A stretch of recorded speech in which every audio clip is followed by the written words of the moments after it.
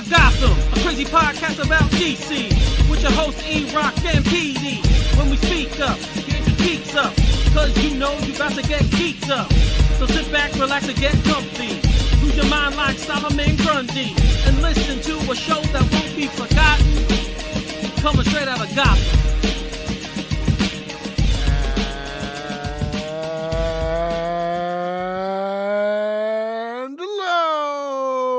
Everybody out in the DC universe, welcome to another episode of Straight Outta Gotham, episode 134.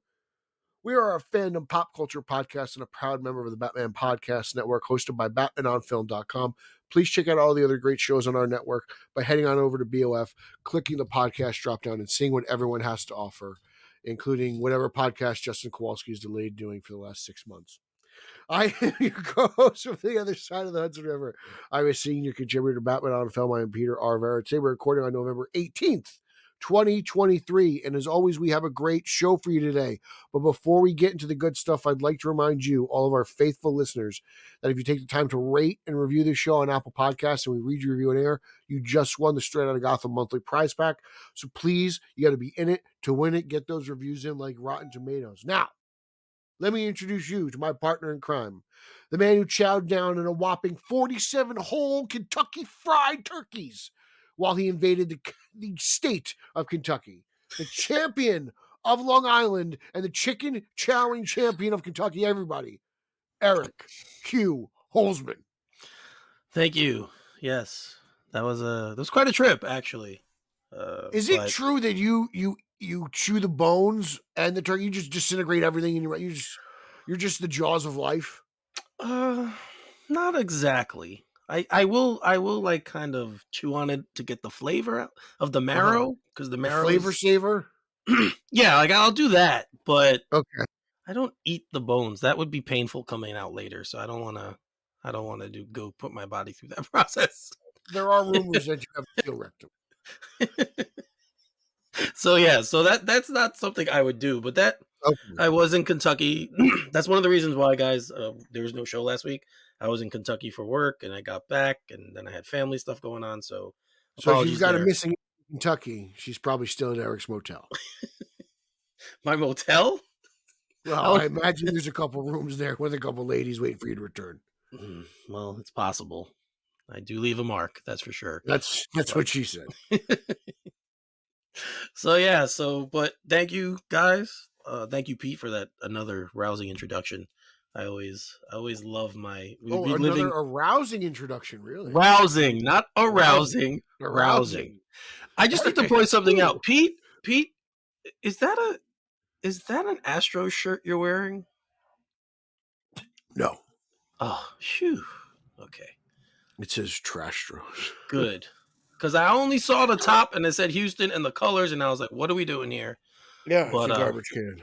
But I like that one. See, this is good. Sorry to Steve Helm and everyone else, I think. Steve likes the Rangers. That's true, the Rangers. I know some people out there like the Astros. I can't remember, but whatever. Sure yeah, I'm sure we have fans out there who like the Astros, and we hate them, so it's fine. But yeah, so how you been, man? Because we kind of been good, just raking the leaves. Well, yeah, because it's fall and then what's coming up this Thursday, everyone knows, is Thanksgiving. Yes. So is the day where we slaughter mass turkeys for our enjoyment. More noise, more turkeys. They're the turkeys that we're going to slaughter. So yeah, so we talk about this every year. Is any change to the Thanksgiving Day spread at the Vera household? Did you do anything different this year? Not really, because we don't cook it. We go somewhere else for Thanksgiving. So okay. I'll have someone else cook me a meal, and then they can bring it to me, and then I'll eat it. That's better. That's the better way to do it. I do breakfast. I think I might have said this in the past. I host breakfast. So this year we're making Monte Cristo sliders with King's Hawaiian turkey bread. Bacon? No. I tried that. I did try it. You should just be like, it's Thanksgiving. We're supposed to eat turkey for every meal. Dude, it's disgusting. It's not good. No. Yeah. It's like that It's like that. What's it called? That oh my god, that the pasta that doesn't have the gluten in it or whatever it is. Gluten-free pasta? Yeah, the stuff that Wado tries to get people to eat. Yeah, still good. Still good. Vegan. It's kind of like, you might not remember. Do you remember Sizzling? Sizzling. It sounds familiar. I don't know if I remember it though. It was like, it's kind of like how turkey bacon looks. It was this flat kind of bacon without the fat in it. They just removed the fat from it. And That's that's what, horrible. yeah, that's that's what turkey bacon reminds me of. So, and then I tried to do it. I said, I'm going to try and eat a little healthier, but it's really not that much better for you if you read the ingredients. So, Yeah, it's another one of those lies from the government. Like they're sticking the seed oils in all of our food, man. Trying to control us, man. I didn't know about that one. Oh That's new to yeah. me. Oh yeah. All the seed oils. Watch out for it. I'm on to you, Wado, and your conspiracy theories. Poor Garrett can't eat regular stuff because he gets sick. I feel bad. Sorry, It's all man. a lie. He just wants people to talk about him. He's such a fibber. That's what they call But him in Minnesota, fibbers. hmm. So, but a lot's happened since our last show. A lot's happened since in the past few weeks in this space. So we can get into it. Yeah. Break stuff down for everybody like we always do. Oh yeah. So let's start with Holzimon go. Let's start with Loki season 2. Let's do that first. Dude. Now Pete, I want you to speak first because you did not like season 1. No, it was really boring. Right. So you tell us what you thought about season 2 in comparison to season 1. Go ahead. To be brutally honest, I think you only really need to watch like the last 3 episodes. Like the first 3 are good, like it's not bad TV, but the last 3 are just so like impactful to the story Right. that it's almost like a 3-hour movie. You know, especially that last episode. It's just crazy and insane, especially since like Loki takes over like as like timeline god or whatever. And it's cool to see that character evolve from what he was when we first saw him, right? Like we all just he at one point you thought he would be the villain of the MCU forever and ever, right? The trickster Loki, and he really had a turnaround. Luke, which Wilson was this? Was this Luke Wilson? I can't remember. I always get him confused. Yes, Luke. He was great in this too. I mean, and so was Short Round. He was fantastic. He might have been the star of the show. So overall, just a much better season. I think. It felt like there was something at stake here, and I don't think I got that feeling for the first season. It was just so well written, and the episodes flew by. I didn't know they were over. It was so good. I really enjoyed Loki season 2. Yeah, I agree. I started it late because I forgot it was starting, so I had to catch up on it. I started it real late. Yeah, and then I finally got through it, and because everyone was talking about it, I'm like, okay. And even people like who didn't like it didn't like the first season, were talking about it, saying, "Wow, this one's so much better." So I watched it. I mean, the stuff with Majors is great. I really hope. I really hope. I didn't even mention him. Yeah, I really hope that whatever's going on in his legal life isn't bad. And it sounds bad, and it seems like Marvel might be having contingency plans we talked about this last time, to don't include him going forward. I don't know why they just can't recast, honestly. Like, I'm good with what I got from Majors. He's already been in a movie, and he's basically been the star of a TV show as well. So right, I have no problem moving on. Yeah, I have no problem moving on, but I just think he's such a talented guy, and he's been so good in this role. I really want to see it continue. But he was fantastic in this. The whole cast who returned was great. You already mentioned Wilson. I forget the one who plays Sylvie. I can't remember her name, but she was also fantastic. The actress who played her. It's just so well written, so well done, and although it does feed into the larger narrative, you can watch this and enjoy it without knowing any of the other stuff. And I think that's definitely the end of the season definitely impacts the future of the MCU, right? Oh, of course. I mean, obviously having Majors in it in the first season and then in this, obviously that was our first introduction to him was in season 1. Yeah. And we have the through line here now. So obviously that's feeding the larger Kang narrative if indeed they continue it, which we'll talk about soon. But yeah, I really enjoyed this season. Hiddleston said that he thinks he's done playing Loki. And if he is, then thank you for the performance, because he's been one of my favorite parts of the MCU since the first time I saw him. And he killed this role. So they've killed him. They literally, Yeah. like that was the most shocking thing. The most shocking thing I've ever seen the MCU do was kill Loki. Yeah. I could not believe it when I saw that happen on screen. I was absolutely shocked because we all knew how big of a player he was within that group of characters, right? He might, outside of Iron Man, he might be the most beloved character in the MCU.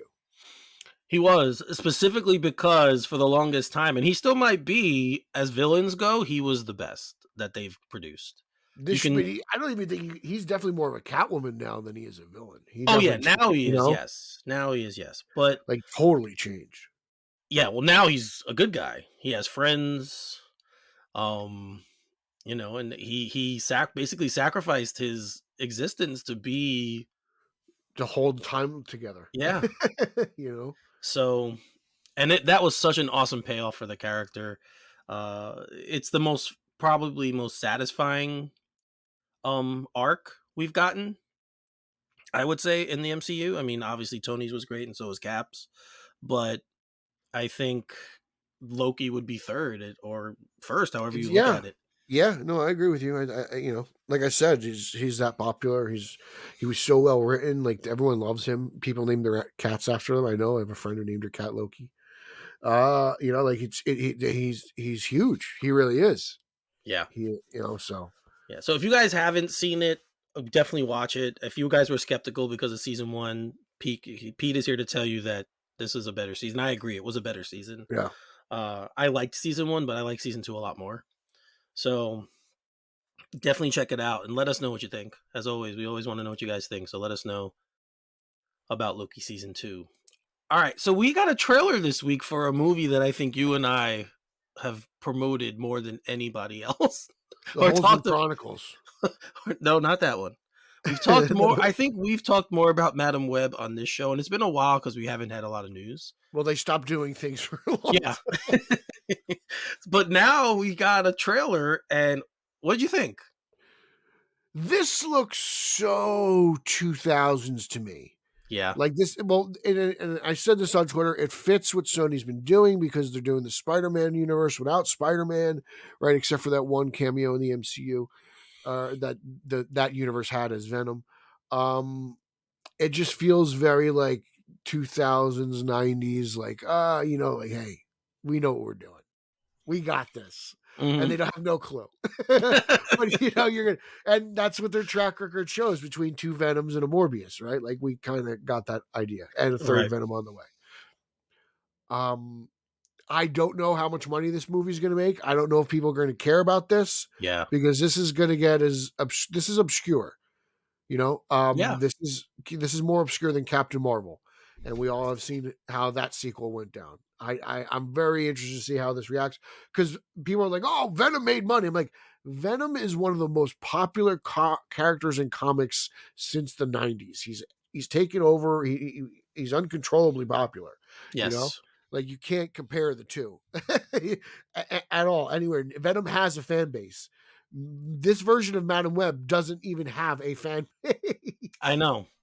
So Julia Carpenter, I want to see what you got in store for me. I don't know, but I'll check it out. That's just it. I'm going to check it out. Yeah. The first thing when I saw it, because someone hinted to me that it was out and I was like, oh, wow. So I was like, let me go check it out. I watched it one time and I was like, okay, let me watch that again. I had to watch it twice. People are saying it's bad. I don't think it's bad. I think the movie's bad. I don't think the trailer's bad, right? Well, I hope it's not bad, but you're right. It does kind of have this same feel that Venom had, that Morbius had, that the trailer for Kraven had. Oh, yes, including Kraven. I did not include Kraven. Right, like it does have that, if this movie came out 23 years ago vibe to it, maybe it would be people would be more likely to see it. It's very, very much in that frame, and I'm glad they're staying in that world and they're not trying to be something different.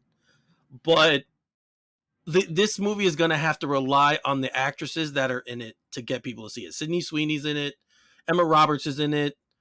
Dakota Johnson. Like, it's going to have to rely on people wanting to see them in this. These are all girls you hear Nico talk about on a daily basis. Yeah, like, these are those actresses in that age range. They're all in the same age range that are big names now that people are going to want to go see because, as you said, I don't think people are going to care about this movie. And when Kristen Stewart's in the post-credit scene, the world's going to go wild. That would be great. That would be crazy. But yeah, I don't know. And I'm trying to think how this is going to fit into the larger Sony Spider-Man verse. That, to be honest, Eric, when it comes to this universe, that's the only thing that I care about. How are you going to shove this round peg in this square hole that is the Spider-Man MCU? I just want to see the end result. I don't care how I get there, but I need to see how this all fits together. This is the only connected universe that matters because it is literally a bigger shit show than the other two right now, and they're both in the can. It is pretty much. They have to. Something has to be fueling this because they keep making these movies. They don't. I think they're still making money off Venom. Because Venom 2 didn't make much money, right? Unless I'm wrong. Morbius was a total bomb. Yeah. Craven's been delayed after delay, so they've lost money on that probably, as well as this. Yeah. I don't know, man. I don't know. With the state of comic book movies now and how everyone's down on Marvel and how normal people are stupid enough to think that this is a part of Marvel, like, I just feel like they're just not going to care. Really, people think like the old Fantastic Four movies are MCU movies because they have the Marvel banner in front. Like, that's it. They just see the banner and that it's connected to them. We'll see. I have no clue, man. It'll be interesting to see it unfold. It really will be. This is something that it's going to be fun to follow. And I'm praying still. I'm going to keep putting it out there. I'm going to keep asking Sony that we get invited to the premiere. I want to be at the premiere for this movie. So I want to keep asking them. You should be tweeting like Sony Japan just to be sure. I feel like I should, right? Those are where all the big wigs are in Sony. They're all in Japan. How awesome would that be? We could go international. I've never been to Japan. I always wanted to go. I haven't either. It'd be fun. It'd be a fun trip. I don't want to go to China. I don't want to go to China. No? Communism. We might not come back. We're Americans. It could be bad for us. It's like going to Moscow. Right now, yeah. That would be I'm good. I could go to Japan. Oh, man. And one of the Koreas. I would check out one of the South. Yeah, that's why I said one. I don't remember which one it is. But one of the Koreas. Yes, South is the ally. North is the one with the crazy short dictator. Like South Beach in Miami. That's how I'm going to remember this. All right. Whatever you have to do to keep that in your mind, I'm glad I could help. Yeah. So there we go. All right. So we got some other trailers. One which I thought was adorable, and I actually want to see this, is the Merry Little Batman trailer. Yes. Dude, that looks so charming and cute and all those lovey adjectives you want to throw out for something. That's what that one looks like. Very Holzman. It's very Holzman. Well, whatever. Sometimes very Holzman. Yeah, it's like cheery and joyful and childish and fun. Like, it's Holzman. It's very Holzman around the holidays. I think it's more you. Holsey for the holidays. That's right, kids. Eric Holzman's going to be dressing up as Santa Claus at the Mid-State Mall in Long Island for Holsey for the holidays. Don't hold your breath. That's it. Hold your breath on that. I'll be his little elf. Oh, come on over here. Well, get your mom to sit on old Santa's lap here, sweetheart. Oh, Jesus. Anyway, can we... This just took a long turn. Very Little Batman seems like it's a lot of fun. I can't wait to see it. What did you think of the animation style? Did that throw you off? Because people, like always, are complaining about that. It's kind of that Cartoon Network old style. Does it remind you of the Aquaman show? A little bit, yeah, it does. That's kind of what I'm getting, and I loved that. Like that was like an hour and a half of just hilarious, like it was. So like I'm all for this. And I know that they're made by different people, but like I'm getting those vibes from it. I'm really liking it. I thought it was adorable. Really, like the whole thing, the concept of it. Even Batman like there's a softer side, and you see that in He's Batman. Got a beard. Yeah, he's got a beard, which is although the way they decided to do Alfred, like ancient Alfred, like he looked really old. He looks like The Walking Dead. Yeah, that was an interesting take. I wasn't expecting that, But yeah, man, this thing, I wasn't sure about it. And I mean, it's obviously See, not. something like this can go so far out there, like they did with this animation and basically story in general, where like it's so lovable because you're like, this isn't trying to fit in here. It's not trying to Right. fit forced over here. It's Right. literally its own thing. It has its own vibe, its own Yeah. tone, its own presence. You get that from that. You get it from the still images they've released, not only the trailer. So you could just go in there, kind of carefree and enjoy it. As long as you're not one of these people, the animation looks so really. It's a god darn cartoon. Yeah. Get over it, Yeah. please. Yeah. And this, like, and I just stopped at GD for Kowalski. behind, behind all of that, too, you can tell it's just a really cute holiday story. And that's what it's targeted. Obviously, this is targeted for kids. So the fact we're talking about it, we're only talking Dude, about it because it's Batman. there's definitely going to be like But, SpongeBob elements of this where they got the over the head jokes for the adults. oh, You I'm know? sure. I'm sure. You know, I'm totally expecting that as well. But like, I think this is going to toe the line really well, and I think it's going to be nice. I'll have Black Christmas, Batman Returns, Shazam, and Merry Little Batman. Yeah. Like that's what I'll watch on Christmas morning. I'll definitely check it out. I definitely want to check this out and see how Eric's the like, whole you know, thing I'll is. watch It's a Wonderful Life, you know, stuff like that. No, I can't stand that Actual movie. Christmas movies. I cannot. No, I've seen that movie so many times. Really? You're not? Why? Is that when your parents would just pop on because it's theirs? Every holiday? year when anyone in my family was wrapping presents or whatever, they would put It's that a movie Wonderful Life. on. I listen Yes. to music. I listen to Christmas music. I'll probably have a movie on the background, but I definitely So focus more on the tunes. yeah. Now I watch Die Hard and I think even Leonard Skinner has a Christmas album, if I'm not mistaken. I think that's and on they the do. playlist. They do. So. Yes, they do have one. So, but guys, definitely watch that. Definitely watch Merry Little Batman. I'm sure a lot of you are because of the space we're in, and I want to hear everyone's thoughts on it when it's done. And by the way, licensed Warner Brothers Discovery Programming. You could thank Zaslav for that. You all freaked out about it about a year ago when they announced they were licensing out animation stuff. So there you go. That's true. Complain all you want. You got content. That's true. That is a good point. This was one of those. So for every Batgirl he's canceled, every Merry Little Batman you get. a new Merry Little Batman is born for every Batgirl that gets canceled. There you go. All right. The last trailer we're going to talk about is for Ghostbusters Frozen Empire. I didn't like this trailer. I don't. You have no soul. I don't. As much as I liked the first film when I did, I really liked Afterlife. This one, I don't know. It just didn't speak to me. It didn't pull me in. There was nothing about it that I saw that I thought was cool. I feel like the story that's been told a few times.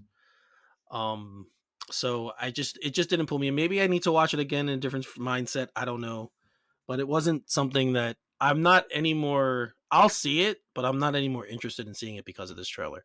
What about you? Man, I cannot wait to get my ass in the theater to watch this movie. I am so pumped for this. I can't wait to see the journey continued. Are we going to have more Egon ghosts? Like how involved are the original Ghostbusters? It seems like Ray's in it a lot. We know Winston wants to be in a lot based on the last movie. The firehouse is back. How are they getting to New York? All that jazz. I am so interested. I can't wait to see, and I want to see these kids and go into action. I'm happy we're back in New York finally. I'm really pumped, man. I am. Like seeing that firehouse just got me all pumped up again. It really did. And I think it's cool they're fighting, Killer Frost or whatever the hell. Like that's the thing about Ghostbusters. It's like who cares about the villain? It's some evil ghost. Let's go get him. Let's kick ass, right? It's Miller time. Yeah, no, I agree with you there. That movie has always been more about the interaction between the cast than what they're actually fighting. So if that's good, I'm sure it'll be good. This just didn't. There was nothing in this that I made me like, oh wow, I want to see this now. So we'll see how it plays out.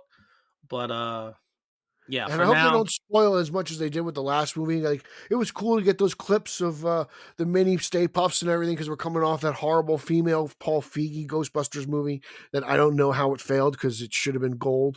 But like to kind of reassure the fans, I don't need any more of that. I understand what little Reitman's doing. Let him do his thing, and I want to be surprised in the movie theater. Yeah, I mean, let's wait and see. That's why I'm in a wait and see mode now with this. This trailer again didn't move the needle for me, so I would get one of those red jackets if someone can find me where I can buy one. By the way, I'm sure they'll be around soon. those red, they'd be perfect for the winter in this area. I would That's love to true. wear that, you know? That's true. All right, so moving on with since the strike is over now, there's a lot of things that were in flux or that were halted that are now have kind of been reshuffled. So we've talked about a couple of different release dates. So I'm just gonna go through a little bit of them. Deadpool 3 went from May 3rd to July 26th of next year. So which was the spot previously occupied by Captain America Brave New World, which now has been pushed to February 14th of 2025. Thunderbolts has been moved from December 20th, 2024 to July 25th, 2025. And the Blade reboot, if it ever happens, is shifted from February 15th, I don't think that's ever 2025 happening, man. I don't to think that November. one's going to get off the ground. We're going to talk about that because it's something I definitely want to address.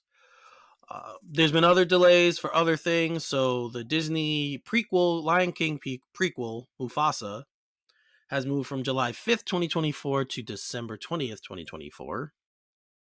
I think that's it.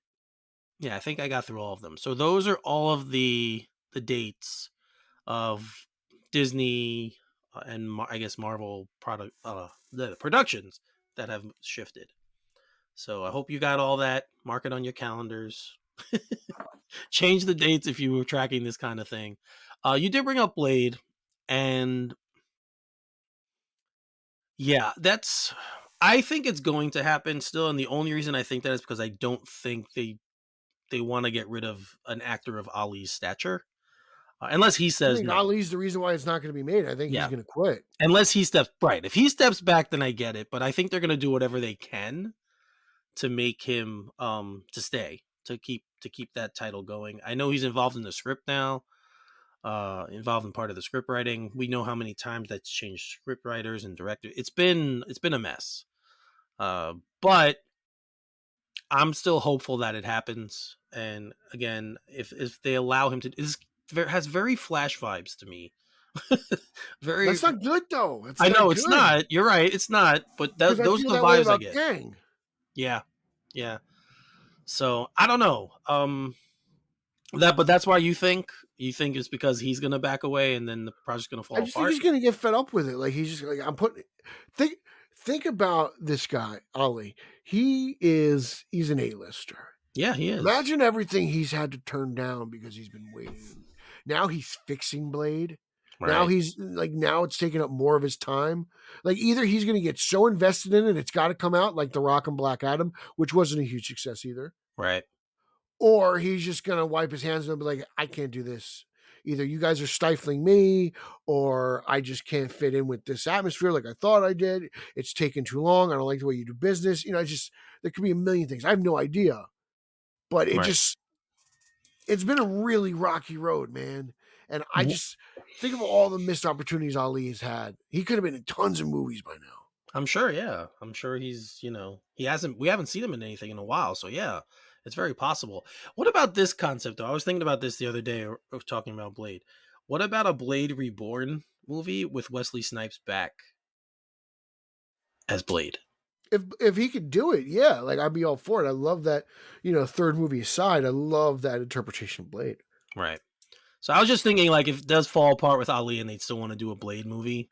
It's interesting to me they haven't actually even thought of that, considering they're bringing all these old actors back from other companies, right? Like, it kind of fits in more with their mold than what they actually want to do. Right. So I was just kicking that around in my head. I was talking to somebody else about it the other day, and it just came into my mind. I was like, I wonder if they would consider that. Just consider bringing him back. If Mahershala Ali's like, yeah, this is a mess. I don't want to handle it anymore.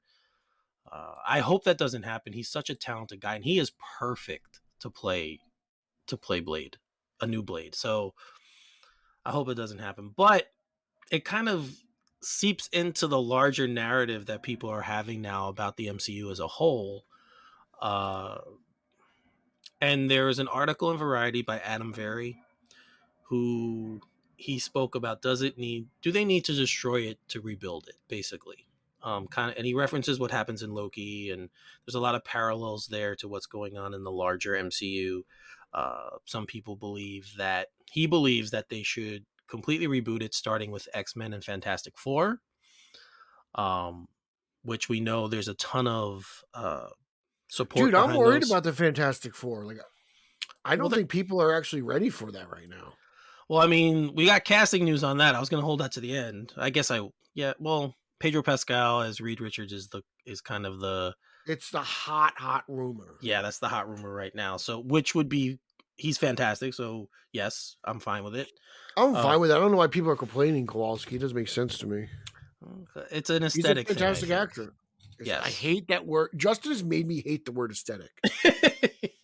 He really has. I think people think of Reed as a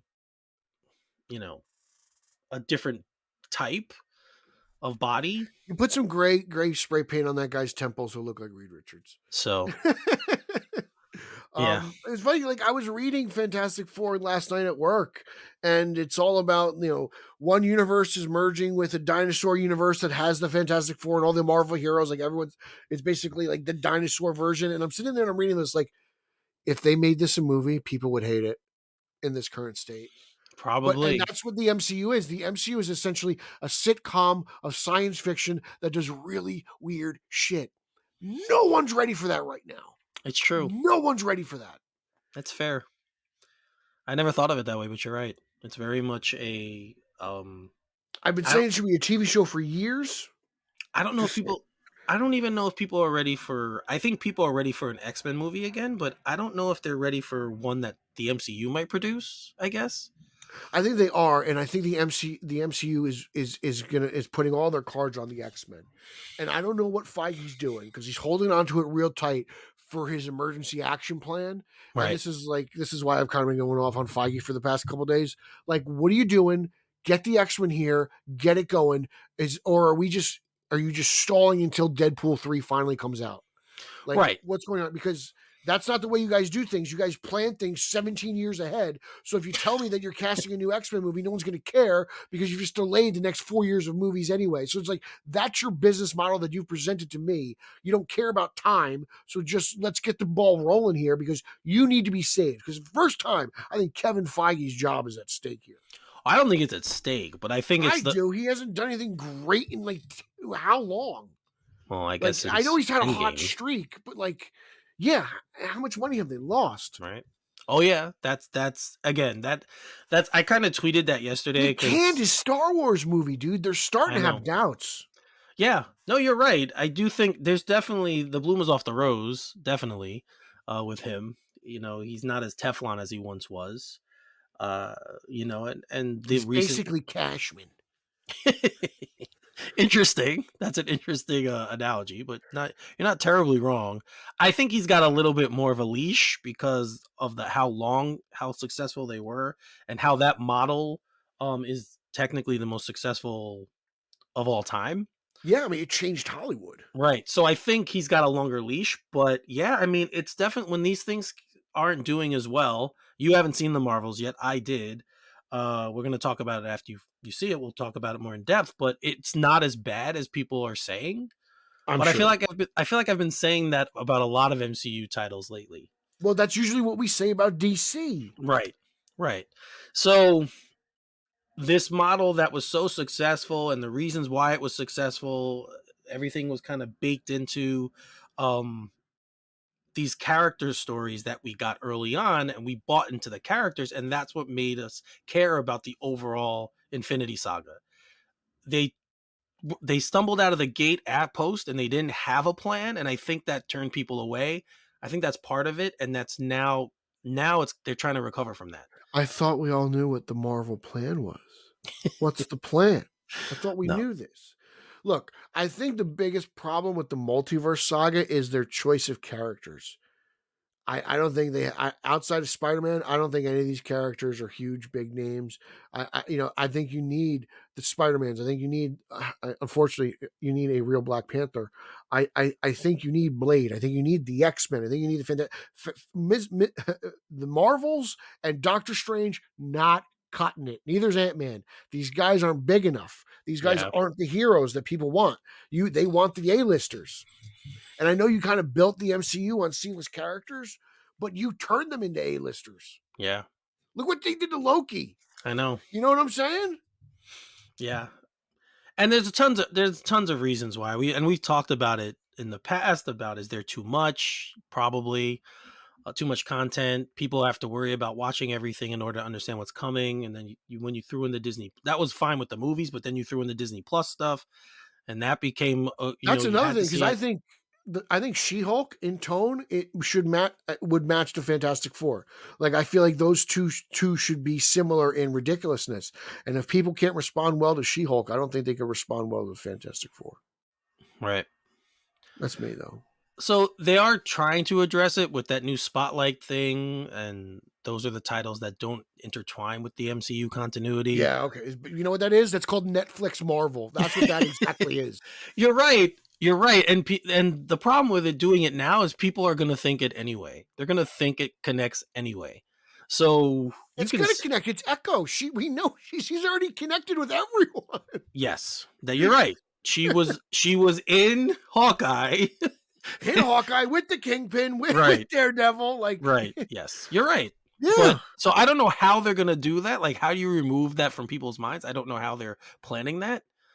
But yeah, there's a lot of things. I don't want to say wrong, but just confusing. And I think that's probably the best term I can give it with the MCU. It's just very confusing right now. And like you said, the characters that they're putting out there, people just don't care about. So that's it. I'm sorry. Doctor Strange, the Marvel's Ant-Man, they're not cutting it. That's it. You picked the wrong group of heroes. You just did. Because no one's gone to see these movies. Yeah. I mean, as much as I liked Shang-Chi, and which I thought was a really, really good movie. So did I. I thought it was great. Yeah, there's I don't think they're just pulling in enough people to care. And I think they got so cocky, they thought they could do this, and it blew up in their face. Yeah. That's what I think.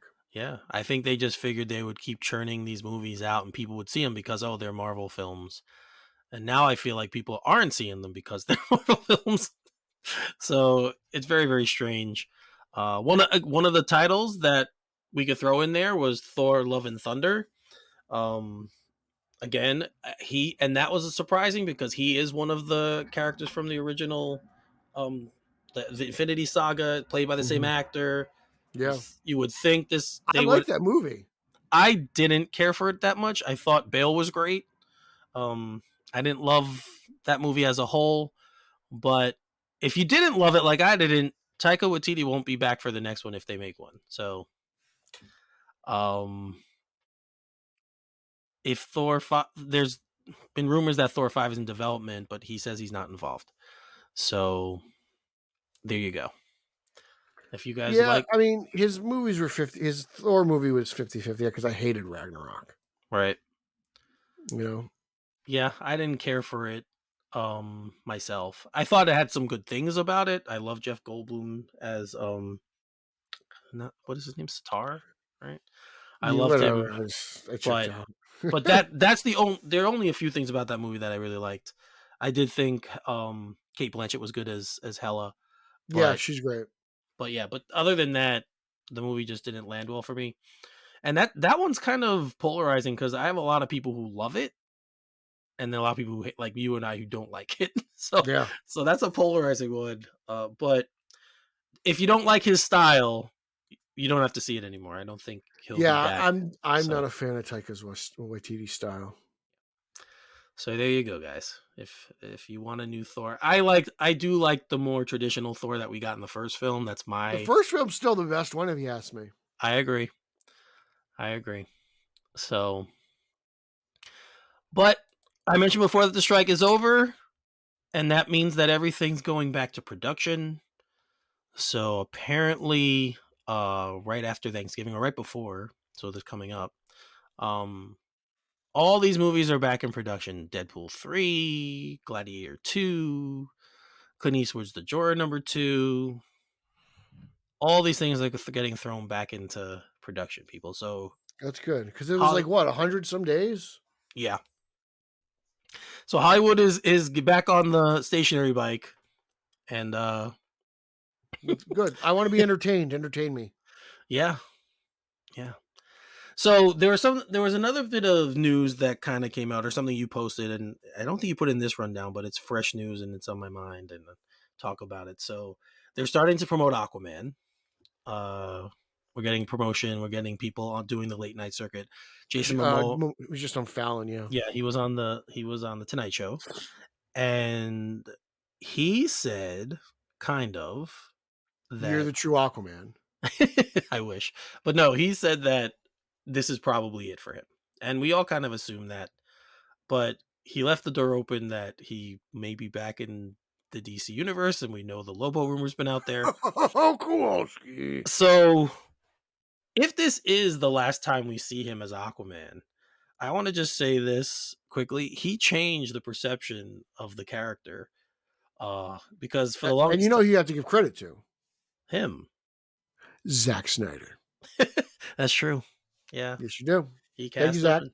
Yeah, so he changed the perception of Aquaman from being a joke to now being extremely cool. And I mean, he mentioned that when he was talking to Fallon, you know, the character's a big joke, riding seahorses, robot chicken, right. Blah, blah, blah. You know, Momoa changed the perception. Now every woman in America wants to see Jason Momoa without his shirt on. And what better place to see than him underwater? So Aquaman 2, go check it out.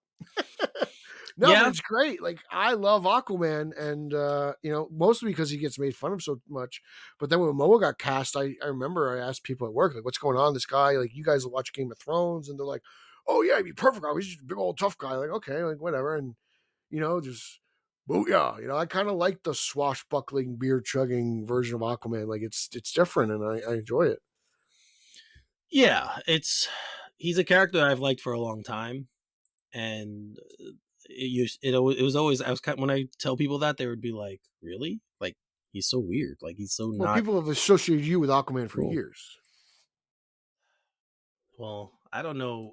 With you told us that's what they called you in high school when you were on the swim team. Yes, because I just like to swim all the time, and I still do. I like the water, so that was a nickname that they gave me, and it stuck for a little while. So, but yeah, it's kind of cool now that he's evolved into this cooler character, and we definitely have, like you said, Zack Snyder for casting Momoa and for putting that vision out there, and for him carrying it.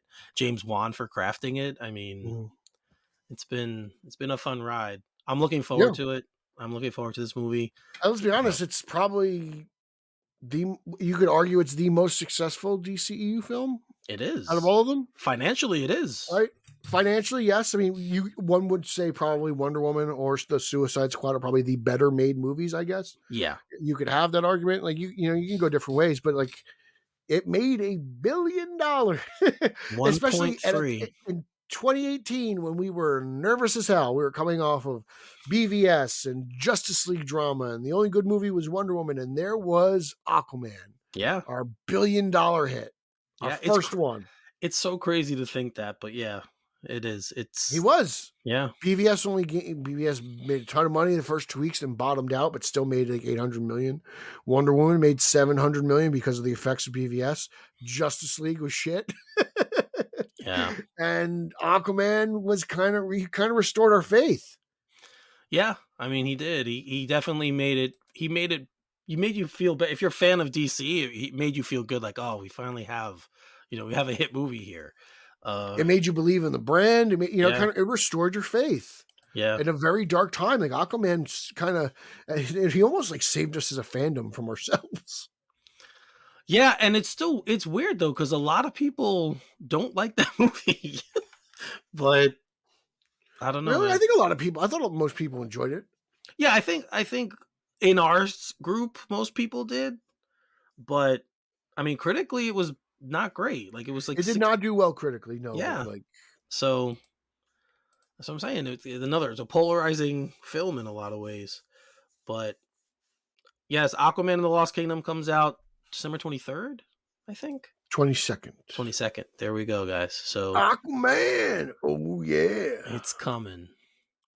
Something else that's coming is the new Daredevil, and we told you on the last show that they scrapped the old model and they were starting from scratch, and they literally are starting from scratch, people.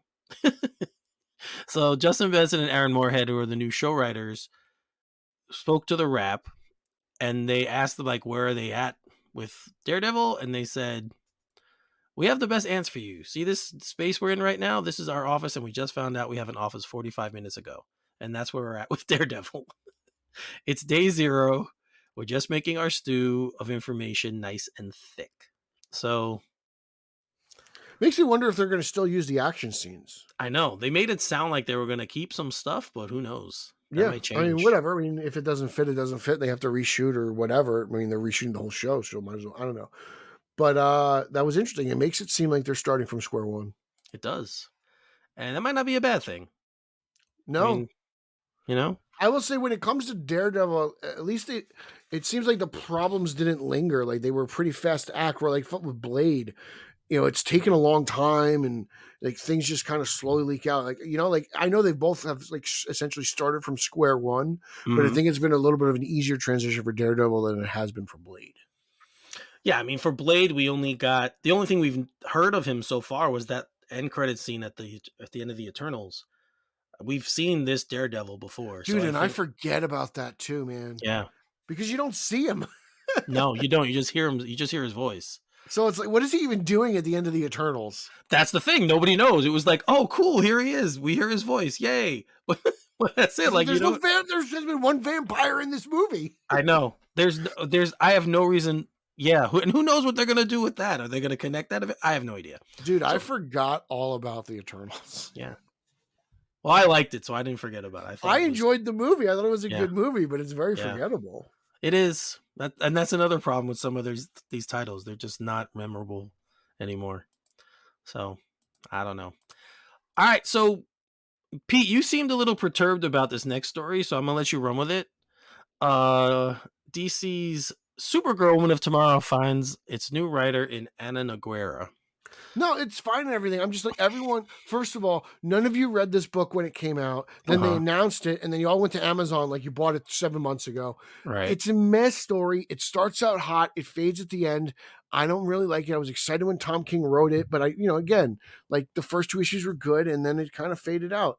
I don't get the hype. I would really much rather have a traditional Supergirl movie. I'd much rather have a traditional Superman film. I'm not even getting that.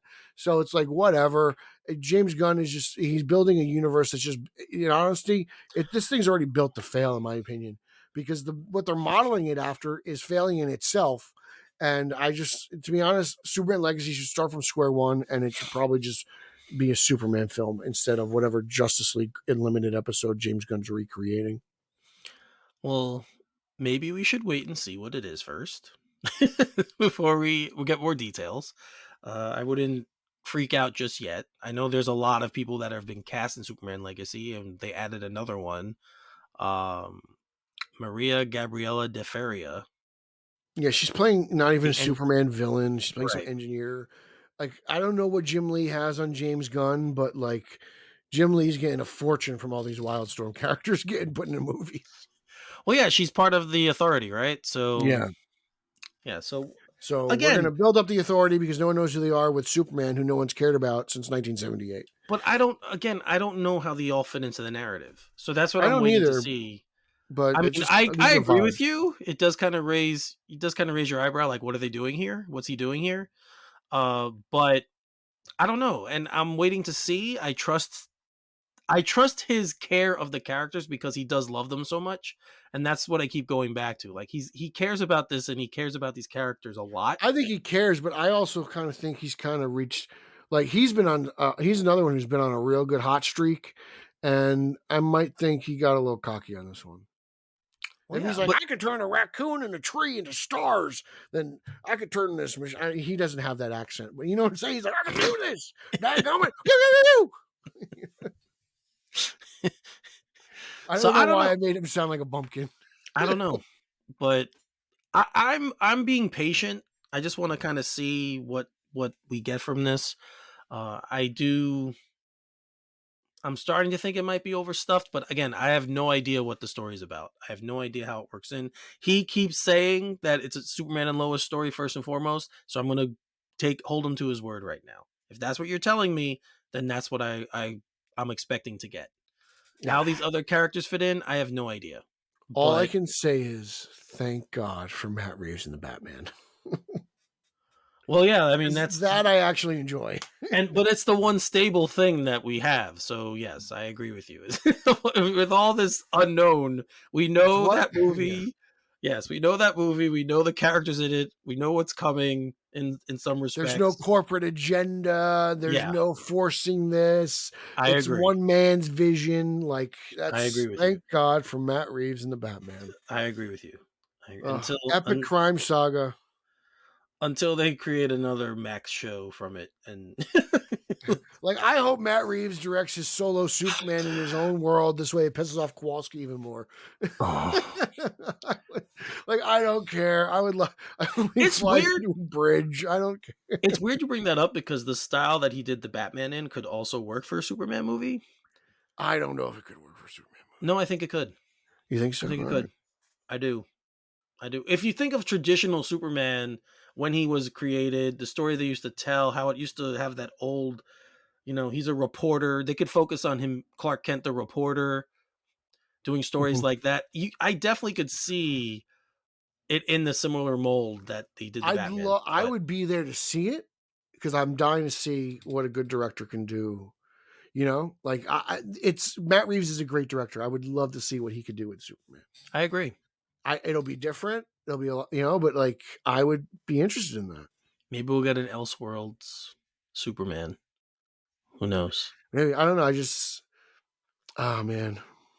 So we didn't talk about this trailer, but I want to bring it up anyway because you mentioned Matt Reeves. The new Planet of the Apes trailer. Did you see it? It has nothing to do with Matt Reeves though.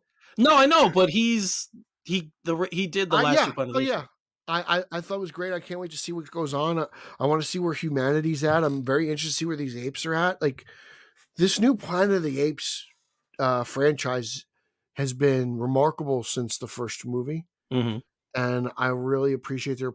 Now I'm not sure where I'm not sure how they're all going to tie it together, but I'm dying to find out. Like it's written so well. They've gone through 3. Now this will be the 3rd director in the 4th movie, so they've been pretty consistent for the most part, and I'm just excited to see it, man. Like I know Caesar's not there, and I know Andy Serkis has no part in it, but it looks so good. It looks so grand in scale. I love Planet of the Apes, even the weird ones. Yeah, it's weird. The first one with James Franco, I forget who directed that one. I was kind of on, but then the 2 Reeves ones I really liked. I really like the James Franco one. So, but this does pick up from his story. It does pick up from Reeves' story. So it continues. It's just in the future. Yeah. So I don't know. I saw again, I went to see Thanksgiving last night, which I didn't talk about, but I will in a little bit. We talked about before we started the show, but I saw the trailer again, so it was fresh in my mind. And then when you brought him up, I just wanted to know what you thought about that. It was Rupert Wyatt who directed the first one. Well, since I just brought up the Eli Roth Thanksgiving, I'll just give a quick. I did a quick review last night, a quick car review on Facebook. So if you guys are in the Facebook group, you got the chance to see it, and if you haven't, you can go back and watch. But this movie is so over the top, and I hate saying fun when it comes to horror movies, but it really is a fun movie. So I suggest you all go see it. I'm planning on it this weekend. I might go see it tonight or tomorrow night, but yeah. Well, here's the thing, though. Now that you're bringing up Thanksgiving, I may not see the Marvels this weekend because of Thanksgiving. To be brutally honest, like that's where I'm at. Like, do I want to see the Marvels, which I plan on seeing? Time's been of the essence. But then Thanksgiving comes out, and it's like, well, I could probably see one movie this weekend. Right. Chances are 90% it's going to be Thanksgiving. Yeah. That's where we are. Something fresh, something new, different genre. Something that, when was the last really good slasher? Like Malignant, I don't really count. That's kind of it's a different. That was on HBO Max too. Like, right. I'm thinking about it. Scream, okay, that's a slasher film. But this is a brand new thing. Right. That's it. It's fresh. Yes. Whereas the Marvels, I've seen Brie Larson in 7 different haircuts look really stoic in 6 different movies. Right? Like I've seen Captain Marvel before. I've seen Ms. Marvel on TV. Right. I've seen Monica Rambeau on TV. I've never. Last time I saw Thanksgiving was in a fake trailer for Grindhouse. It was like 2007. I know. So yeah, Thanksgiving is going to get my money this weekend. Sorry, Kevin. It is. It's completely over the top. It's everything you love about Eli Roth's movies. Has twists, obviously, like all horror films do, especially when they're slashers. Who is it? There's always the who is it. Well acted. Some of the scenes are a little ridiculous, but they're supposed to be. So, but definitely go see, if you guys like the genre and specifically the slasher subgenre, go see this because you're going to enjoy it. I'm telling you, Pete, I know you're going to like it before you even go see it. I can tell you. I'm sure I will because, oh my God, I've been waiting for it ever since I saw that fake trailer. Right. So. Thanksgiving. Yeah. And the fact that it's coming out literally a week before was perfect. I said they should have done it. Yeah. That's what I think they should do with Christmas movies. I don't want to see it in July. Right. I thought they missed an opportunity not releasing for Halloween because everyone's going to wear that. Next year, everyone's going to be wearing it's John Carver, the John Carver mask. Everyone's going to be wearing it. Good. 100%. So definitely go check that out, guys. And let us know what you think. All right. We've come to the end of this fine episode. The end of the Eric Holzman experience. And the Peter Vera experience. No. Yes. This is it. This is when she looks to her left and she sees the champion of Long Island. She knows she was in for a good night. When she looks to the right and she sees you and she runs in fright. The Eric Holzman experience. All right, Pete, tell them where they can find you. You can follow me on social media, Twitter, X, Instagram. I think, yeah, I'll update Vero at some point at Pete Illustrated. Follow the show you're listening to right now, Straight Outta Gotham, on Twitter and Instagram at straight_O_G. We have a Facebook group and a Facebook fan page. Continue joining both. Our Twitter has blown up with a few followers, so it's very pleasant to see people finding us. Good job. It's enjoyable. Pete. It's been an enjoyable experience the past 48 hours. BatmanOnFilm.com, Batman Film, YouTube, I'm all over there. Once a month I appear on Ryan Lauer's The Batman Book Club. And, that's about it. I'm going to give it over to Holzman because there's only one and I caught them all. You guys know where to catch me on Twitter or X, whatever you want to call it. Finally 33, spell Finale 33.